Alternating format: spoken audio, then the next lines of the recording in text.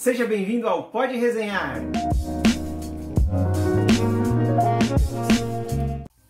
Olá, eu sou Amálio Damas e hoje nós vamos falar de coleção clássica Marvel, no Pode Resenhar de Segundas de Marvel.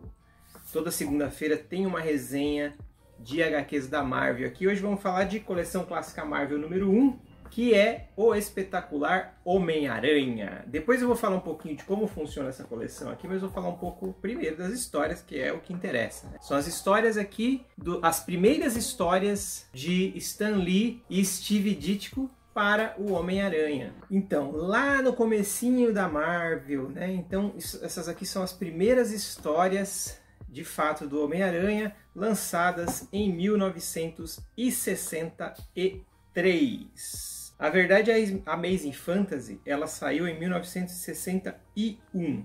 E aí eu já vou contar pra vocês. E depois, em 63, só que sair o Homem-Aranha. Vocês acreditam nisso? Mas foi uma história muito interessante, porque assim, essa revista Amazing Fantasy, ela ia ser cancelada. E tava bem no início da Marvel. A Marvel era uma editora que tava falindo. O que salvou a Marvel foram os super-heróis, né? Ela chamava Timely primeiro, depois chamou Atlas. E aí, só quando nasceram os super-heróis que ela foi batizada de Marvel, porque eles queriam fazer uma diferenciação entre os títulos que a Atlas lançava. E o legal desse título é que tem muito texto que vai complementar as informações históricas, né?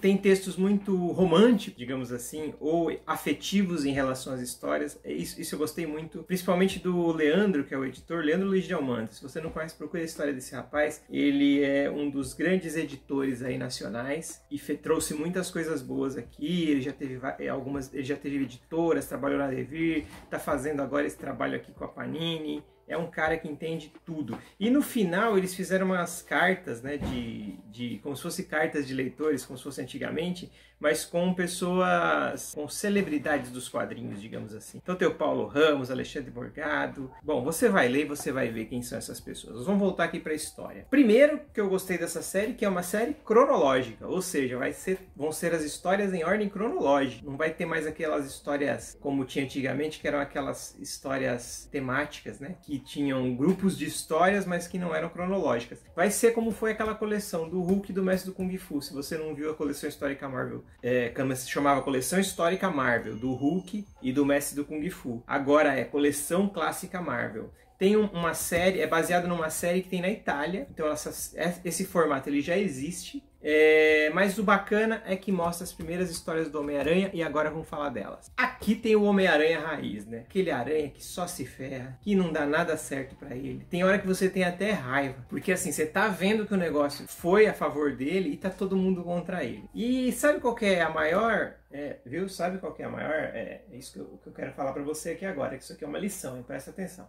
Sabe qual que é a maior lição que essa HQ tem? É sobre fake news. Essa HQ aqui, se você quer entender o que é fake news, por favor, leia essa HQ. É o J. Jonah Jameson, o editor do Clarim Diário, ele tá fabricando fake news aqui sobre o Homem-Aranha. É aquela história, ele não é um jornalista, né? Ele tá colocando a história do jeito que ele acha, né? E além de tudo, mentindo. Uma das grandes lições, e olha que é só que isso aqui é 1963. Então, fake news não é agora, é por causa do WhatsApp, não. Então não fique você pensando que o fake news tá vendo? Não é por causa do WhatsApp.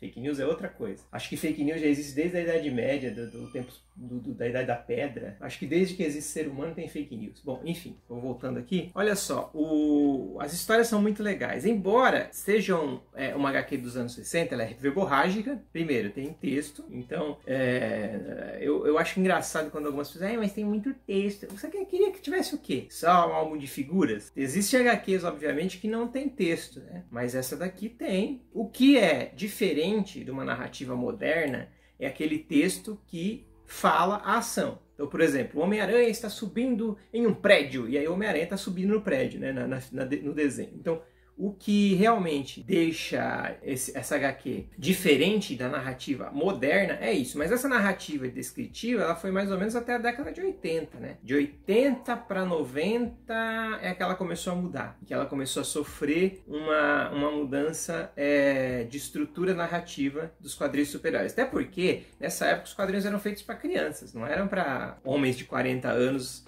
como é a maioria agora dos casos. Graças a Deus que as mulheres estão estão lendo também, né? Olha, finalmente, né, as meninas vieram aqui, as meninas e as mulheres vieram aqui pro nosso lado, né? Porque já chegava daquele povo xarope, né? Bom, depois a gente fala sobre isso. Enfim, essa série da coleção Clássica Marvel eu recomendo para vocês. Tem aí os desenhos magníficos do Steve Ditko. Dá uma olhada aqui nos desenhos do Steve Ditko. É aquele desenho comum, né? Uma coisa que você vai perceber bastante também é que tem muita cena sem cenário, mas as que tem cenário são bem desenhadas, mas é uma característica de quadrinhos aí da década de 60, né? E às vezes tem aquele fundo chapado, por exemplo, nessa conversa aqui, ó. Tem um fundo chapado, né? Então, mas é característica do próprio quadrinho. Falando um pouquinho aqui, eu comecei a falar uma coisa e não terminei, olha só. Eu tô começando a ficar gaga já, eu começo a falar as coisas e aí não termino. Então, aí, o que acontece? A Amazing Fantasy era uma revista que ia ser cancelada, como eu estava dizendo lá no começo. E aí o Stan Lee teve a ideia de lançar o Homem-Aranha. Era uma ideia que o Martin Goodman, que era o editor da época, achava ruim, porque ele falava as pessoas não gostam de aranha, ele não tinha entendido o conceito do personagem, que era um conceito inovador. Era um personagem que só se ferrava, não era um super-herói igual os super-heróis da DC, que eram deuses, né, que faziam de tudo. É um personagem que a vida maltratava ele demais, demais. E você se identificava com ele, até porque ele era um adolescente. Então as crianças e adolescentes que liam essas histórias se identificavam mais ainda. O que aconteceu? A Amazing Fantasy fez muito sucesso. A edição que o Homem-Aranha foi lançada foi a última da revista, Amazing Fantasy 15. E aí, com o sucesso, veio a revista oficial. E a Marvel também tinha umas restrições, porque quem distribuía os gibis na época era a DC. Ela era dona de todas as bancas e da distribuição. Então, não das bancas, mas da distribuição. Ela era dona de toda a distribuição. Então, ela limitava a Atlas, na época, que aí se transformou em Marvel, primeiro, ela não podia fazer super-heróis, e segundo, ela podia lançar 8 revistas por mês. Então, o que acontecia? Eles iam fazendo uns joguinhos aqui. Só que, como eles já tinham feito sucesso lá com o Quarteto Fantástico, que é de 61, eles começaram a peitar a DC e lançar super-heróis. E aí, em 63, lançaram a revista do Homem-Aranha. Mas isso tudo vai estar explicado nessa coleção com vários textos, né? Bom, a edição, muito bem impressa. Tem alguns errinhos aqui de edição, mas são coisas que não interferem. Sempre que termina uma história, tem um texto explicativo aqui, ou falando sobre a época, né? Dos lançamentos. Aqui tem Amazing Fantasy 15 e Spider-Man 1 a 5. Outra coisa interessante dessa edição é que tem todos os vilões do Homem-Aranha praticamente são lançados nas primeiras edições.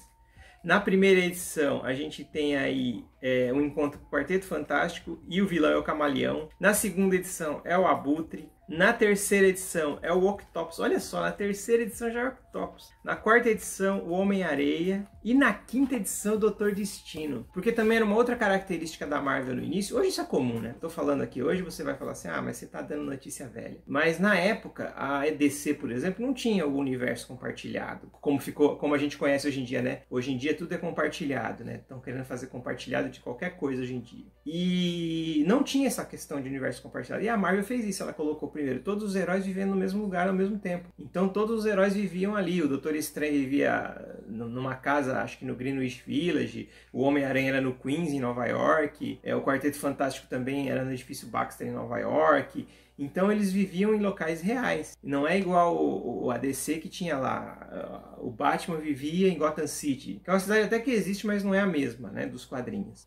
O Super-Homem em Metrópolis, o Lanterna Verde em Coast City. Então é assim, cada personagem vivia num lugar e suas aventuras eram separadas. De vez em quando tinha lá umas uniões, né? E foi nessa época que foi lançada a Liga da Justiça também, né? Então, as uniões da DC começaram a ser feitas, mas não era uma coisa corriqueira. Na Marvel já nasceu assim. Então, por isso que tem esses encontros já nas primeiras edições com o Quarteto Fantástico. E depois vai ter outras interações com outros heróis logo no início do universo. Não é uma coisa que começou agora. Bom, enfim, já falei demais aqui sobre Coleção Clássica Marvel, Homem-Aranha, volume 1. E aí, a próxima vai ser o Quarteto Fantástico. E essa coleção já está programada para ter 60 edições, sendo que na Itália ela tem 250 edições. É uma das coleções que com certeza eu vou fazer porque vale muito a pena. Obrigado por ter visto esse vídeo e até mais. Curta Curta este vídeo, compartilhe com seus amigos, se inscreva no canal e acione o sininho para ser notificado sobre todas as novidades da rede de canais Pode Debater. Nas segundas, temos a gravação do nosso podcast ao vivo com toda a equipe. Na terça, temos o Pod News com Pablo Lopes e Paulo Alexandre Júlio. Sextas-feiras é a vez do André Cruz com Pode Discordar. E aos sábados, eu e Adilson Terrível lemos um quadrinho junto com você no Pode Debater Quadro a Quadro. Todos os dias eu estou aqui com mais um Pode Resenhar. Até logo!